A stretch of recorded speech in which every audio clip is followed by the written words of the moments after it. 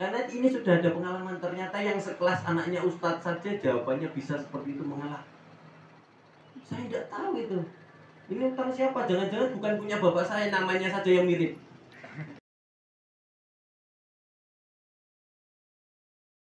Al-Baqarah ayat 283 yang bunyinya wa inna min ba'dukum ba'dun falyu'addil ladzi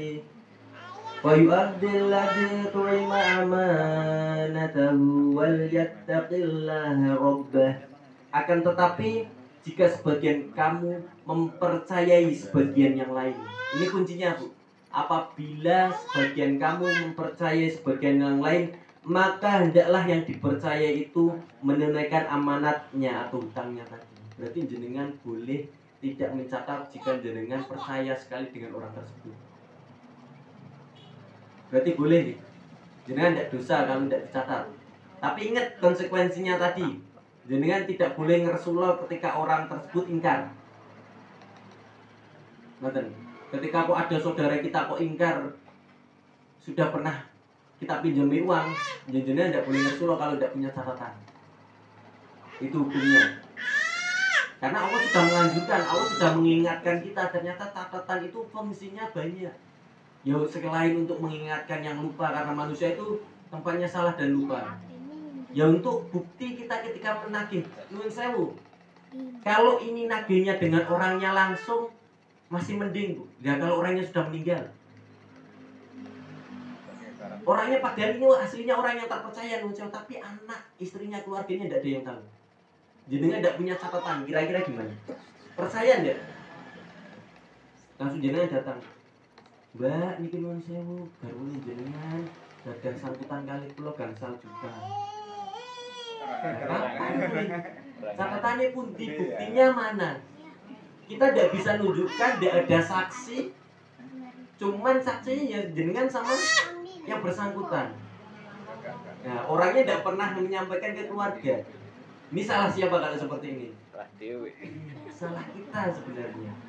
Salah kita tidak punya catatan saking percayanya ya. Tapi Masya Allah ya, kalau itu responnya dari keluarganya itu masih baik, oh iya, nanti kita usahakan, kita mungkin waktu ini belum ada. Lah kalau ingkar, Masya Allah di tempat kita ada cerita yang luar biasa ini.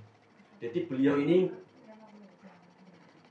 seorang, ya kita bisa katakan ustadz lah. Beliau ini pengajar, di mana-mana terkenal pengajar, di sekolahan dan juga di kajian-kajian.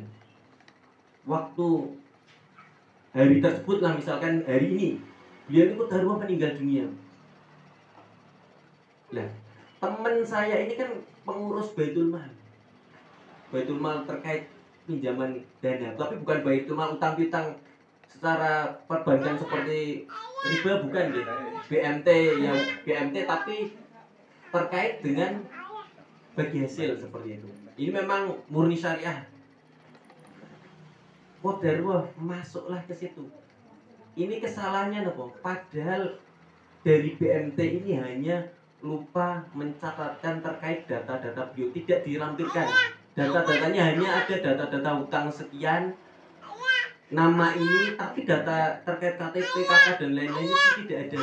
Dan bukti yang di rumah itu pun tidak punya. Bapaknya tidak pernah memberitahu keluarganya. Ketika ditagih keluarga ini apa? Ya, saya tidak tahu.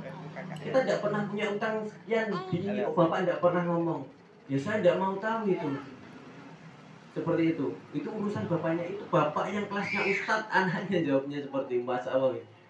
Kita jangan sampai apa ya istilahnya, jaga ke anak-anak kita yang kita sudah beranggapan paling kok disaur anakku. Jangan seperti itu, jangan, hati-hati. Karena ini sudah ada pengalaman, ternyata yang sekelas anaknya ustadz saja jawabannya bisa seperti itu, mengalah. Saya tidak tahu itu. Ini utang siapa? Jangan-jangan bukan punya bapak saya, namanya saja yang mirip. Bila seperti itu, ngeri deh. Nah itu kan bapaknya gimana itu nasibnya? Dipikirnya kan, wah nanti paling disaurkan, padahal itu nanti warisnya, hartanya itu masih ada. Ya kalau kita sudah tidak ada sih, mungkin secara pengertian kita dari petugas ataupun teman kami ini tidak mungkin nagih, karena sudah tahu, oh ternyata itu keluarga yang tidak mampu. Ini keluarga mampu, tapi jawabannya orangnya seperti itu. Masya Allah ya, kita kaget sekali bisa seperti itu ya. Ternyata yang di rumah, yang mungkin didikannya yang kita bayangkan orangnya ini sekelas ustadz, didikannya anaknya di rumah belum sefikrah dengan dia, bisa jadi. Dan menyebabkan batu sandungan tadi, ternyata kok ada ya orang mujahid saja sekelas mujahid tidak masuk surga gara-gara hutang lagi. Nanti kita jelaskan. Dan dalil yang memperkuat bahwa sebuah hadis ini menceritakan tentang syariat umat sebelumnya. Ini syariat tentang dahulu bahwa hutang piutang itu boleh tidak dicatat ataupun tidak tulis. Ini ada hadis riwayatnya dari Imam Ahmad, riwayat Abu Hurairah dari Rasulullah SAW. Beliau mengisahkan dalam sebuah sabdanya bahwa dahulu ada seorang laki-laki dari kalangan Bani Israel. Ini kalangan Bani Israel, seseorang yang juga dari kalangan ini Bani Israel dengan Bani Israel tapi orang lain gitu. Jadi beliau ini meminjam uang 1000 dinar kepada seseorang Bani Israel juga.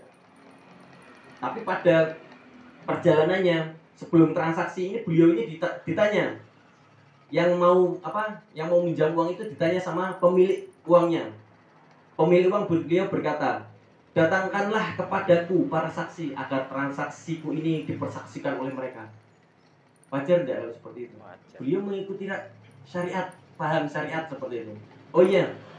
Kemudian yang mau pinjam uang ini berkata, dia menjawab, cukup Allah yang menjadi saksinya. Kalau orang beriman kira-kira kalau seperti itu kan gimana, Bu? Ya manut.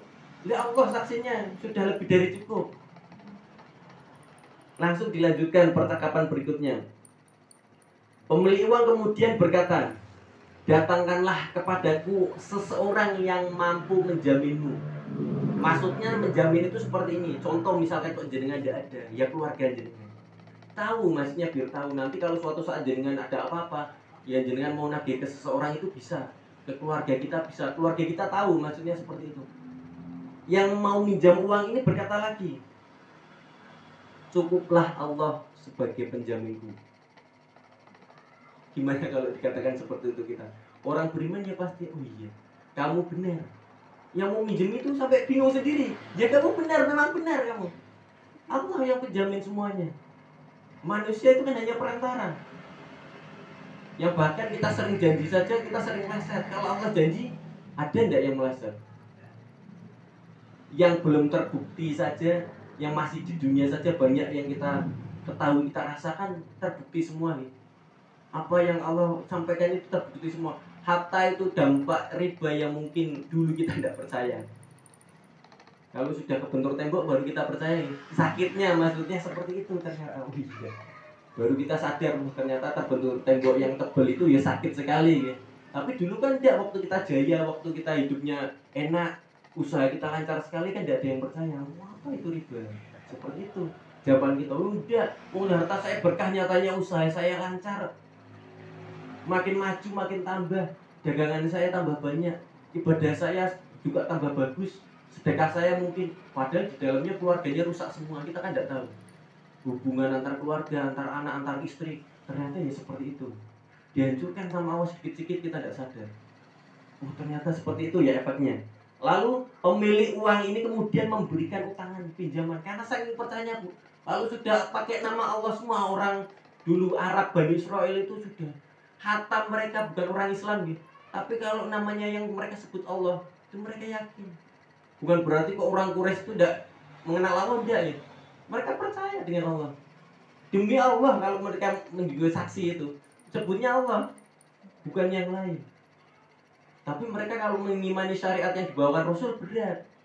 Karena tadi nenek moyang, gengsi di dalam diri. Wah, nanti nenek moyang saya gimana, nanti jabatan saya gimana, nanti kalau saya ditinggalkan pengikut saya yang lain gimana. Berat gak? Nanti kalau saya ditinggalkan jamaah kajian saya, misalkan mau ngomong yang benar, nanti kayak kabur semua. Nanti saya ketika ngomong riba, ini pengikut saya pergi semua, kayak tidak ada yang ngaji lagi. Misalkan riba haram, rokok haram, nanti tidak ada yang ngaji lagi, ini perokok semua misalkan seperti itu. Itu konsekuensinya sebenarnya, itu berat.